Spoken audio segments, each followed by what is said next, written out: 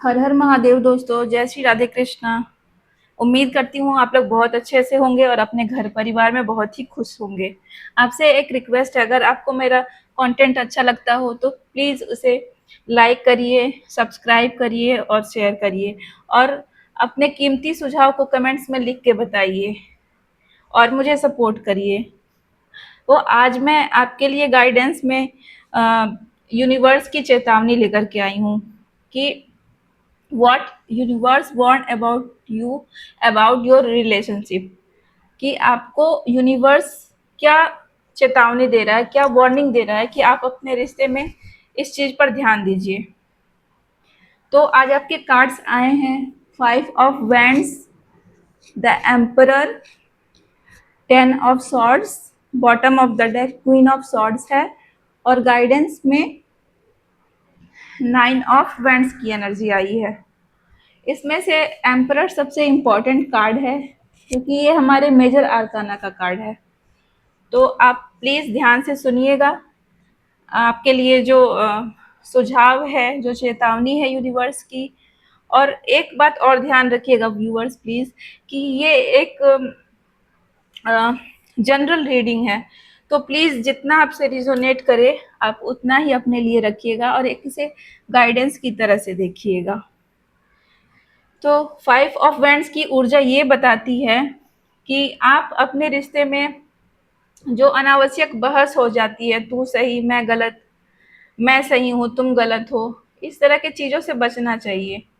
कई बार क्या होता है कि हम कई चीज़ों को इग्नोर कर सकते हैं, तो उसे हमें इग्नोर कर देना चाहिए। हमेशा जीतना ही आवश्यक नहीं होता। और जो हमारे ईगो की क्लैशिंग होती है, हम कुछ और चाहते हैं, हमारा पार्टनर कुछ और चाहता है, तो ईगो के क्लैश जो होने से गलतफहमियां होती हैं, डिस्टरबेंस होती हैं, तो उससे बचना चाहिए। ईगो एक पॉइजन की तरह से काम करता है हमारे रिश्ते में। तो यूनिवर्स की आपके लिए गाइडेंस भी है और वार्निंग भी है कि आप अपने रिश्ते में अनावश्यक जो कॉन्फ्लिक्ट है, ईगो क्लेशेस हैं, जो गलतफहमियां हैं, उनसे बचिए। ये भी पॉसिबल है व्यूअर्स कि आप दोनों लोगों के रिश्ते में बाहरी लोगों का हस्तक्षेप हो। ये थर्ड पार्टी भी हो सकती है, घर के लोग हो सकते हैं, ये फ्रेंड हो सकते हैं। थर्ड पार्टी मतलब कि कोई तीसरा व्यक्ति। तो आप अपने रिश्ते को इतना मजबूत बनाइए कि किसी तीसरे के लिए उसमें जगह ही ना हो। ये आपके लिए और आपके रिश्ते के लिए बहुत अच्छा रहेगा। ये ध्यान रखना ज़रूरी है कि हमें हर लड़ाई जीतनी ज़रूरी नहीं होती। देखना ये ज़रूरी है कि क्या इम्पोर्टेंट है हमारे लिए। हमारा रिश्ता इम्पोर्टेंट है, हमारा पार्टनर इम्पोर्टेंट है, और इक्वली हम भी इम्पोर्टेंट हैं। तो जो इम्पोर्टेंट है उस पे ध्यान देना चाहिए और अनावश्यक चीज़ों को इग्नोर कर देना चाहिए। द एम्परर की एनर्जी ये बताती है कि अम, आप दोनों लोगों में से कोई भी एक ज़्यादा कंट्रोल करने वाला जिद्दी हो सकता है। कोई एक ऐसा हो सकता है कि वो रिश्ते को कंट्रोल करने वाला हो, उसकी सोच हो कि अ, मेरी बात हमेशा सही है। और ये सही नहीं होता है रिश्ते के लिए। रिश्ते में दोनों की बातें सुनी जाती हैं, दोनों की बातें समझी जाती हैं। रिश्ते में सम्मान और बराबरी ज़रूरी है। नियंत्रण करके कोई रिश्ता लंबा नहीं चल सकता। तो एम्परर के माध्यम से यूनिवर्स की आपके लिए गाइडेंस है कि इस तरह की निगेटिविटी से बचे और बैलेंस बना करके चलें। 10 ऑफ सॉर्ड्स की एनर्जी बताती है कि यदि इसी तरह का पैटर्न चलता रहा तो आपको गहरा इमोशनल पेन मिल सकता है और किसी स्थिति का अंत हो सकता है, या फिर किसी भ्रम का टूटना संभव है। क्योंकि अगर रिश्ते में कंट्रोल की भावना है, अगर नार्सिसिस्टिक बिहेवियर है, तो रिश्ते का अंत हो ही जाता है। क्योंकि कोई भी एक पक्ष हमेशा झुक नहीं सकता, सह नहीं सकता, बार बार कॉम्प्रोमाइज नहीं कर सकता।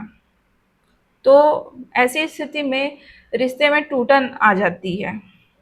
लेकिन यूनिवर्स की गाइडेंस ये भी कहती है कि जो समाप्त हो रहा है उसे बार बार पकड़कर रखने से पीड़ा ही बढ़ती है।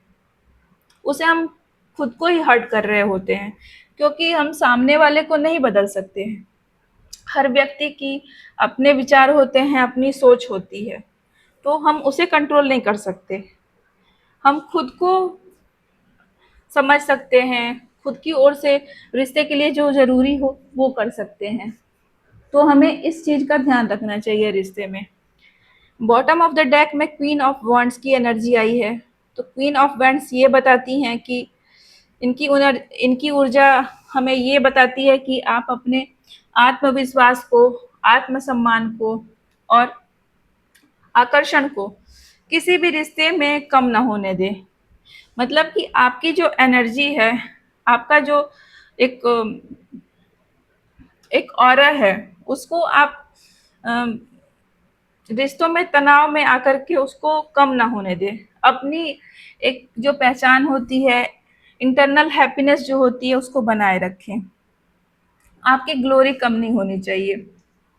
जब आप अंदर से खुश रहेंगे, आपका मन संतुष्ट रहेगा और माइंड पीसफुल रहेगा, तो आपका ऑरा बहुत पॉजिटिव होगा। इसलिए आप अपनी ऊर्जा को प्रोटेक्ट करें और क्वीन ऑफ वैंड्स की तरह से खुद को आत्मसम्मान के साथ रखिए।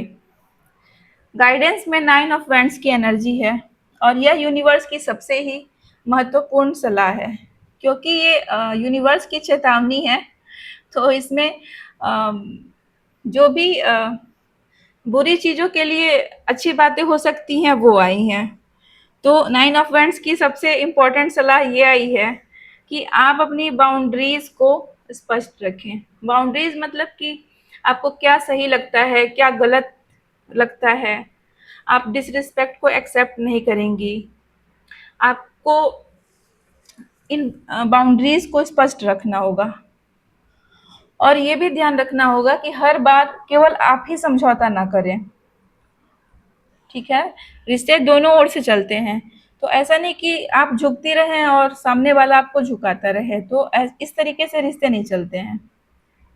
समझौता दोनों को करना पड़ता है, बैलेंस दोनों को बनाना होता है, तब जाके रिश्ते चलते हैं। इसके साथ ही यूनिवर्स आपको ये गाइडेंस दे रहा है कि रिश्ते में भरोसा रखना जरूरी होता है। आप भरोसा रखिए, लेकिन पूरी तरह से आंख बंद करके नहीं। मतलब हम जब प्यार में होते हैं व्यूअर्स, तो हम ब्लाइंड फेथ करने लग जाते हैं। सामने वाला हमारे लिए एक मतलब इतना इम्पोर्टेंट हो जाता है कि वो उसको हम गॉड लाइक समझने लगते हैं। हम भूल जाते हैं कि वो भी इंसान है, उससे भी गलतियां हो सकती हैं। तो हमें भरोसा करना चाहिए, भरोसा रखना चाहिए, लेकिन अवेयर भी रहना चाहिए। आंखें बंद करके भरोसा नहीं करना चाहिए।